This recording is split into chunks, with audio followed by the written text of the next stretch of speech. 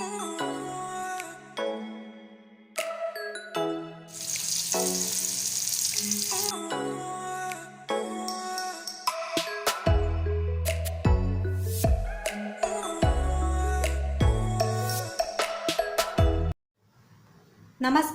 स्वागत आहे तुमचे फेमस मालवणी कट्ट्यामध्ये। आज आपण मोरी मच्छी फ्राय करतोय, म्हणजेच मुशी फ्राय। त्यासाठी आपण इथे मोरी मच्छी स्वच्छ साफ करून आणि धुवून घेतलेली आहे। खूप छान लागते ही फ्राय। चला मग पटकन रेसिपीला सुरुवात करूया। आपण चवीनुसार मीठ घेऊया,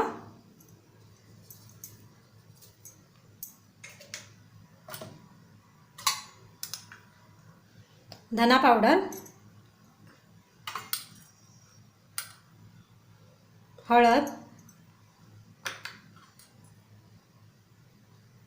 1.5 चमचा मालवणी मसाला,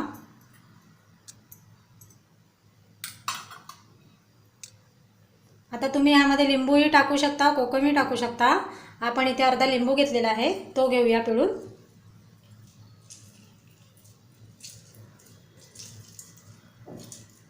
झटपट होते फ्राय आणि मस्त लागते। तुम्ही एकदा या पद्धतीने करून पहा। आता आपण छान याला मसाले लावून घेऊया।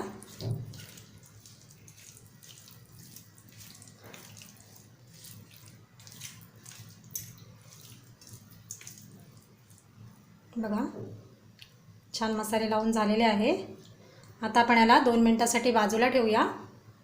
आपली 2 मिनिटं झालेली आहे आणि मसालेही छान मुरलेले आहे। आपण याला छान कोटिंग येण्यासाठी इथे 2 चमचे तांदळाचं पीठ आणि 2 चमचा रवा घेतलेला आहे, तो घेऊया एका बाजूला।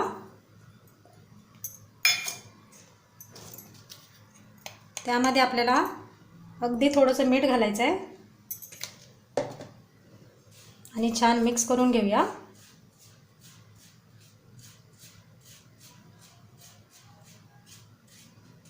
आता आपण ही मोरी मच्छी जी आपण घेतले मसाला लावून, त्याला छान लावून घेऊया। तांदळाचं पीठ आणि रवा मस्त कुरकुरीत फ्राय होतात, हे बघा।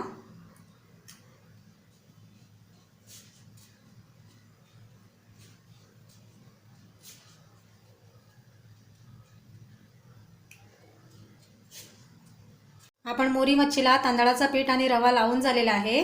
आता आपण फ्राय करून घेऊया। आपला तवाही गरम झालेला आहे, आपण त्यामध्ये तेल सोडूया।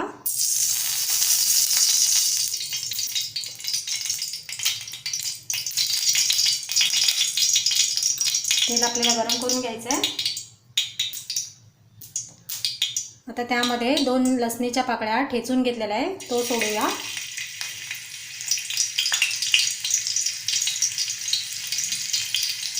लसूण थोडासा आपल्याला लालसर करून घ्यायचा आहे, हलकासा।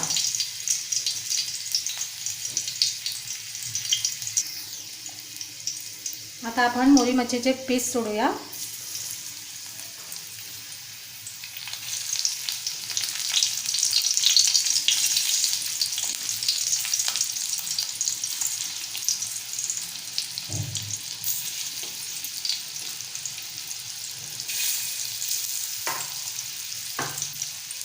आणि छान 2-3 मिनिटं एका साईडनं फ्राय करून घेऊया।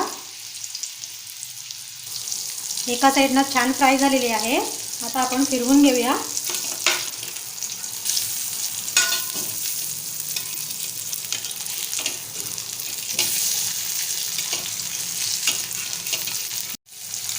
साईडनं थोडंसं तेल सोडूया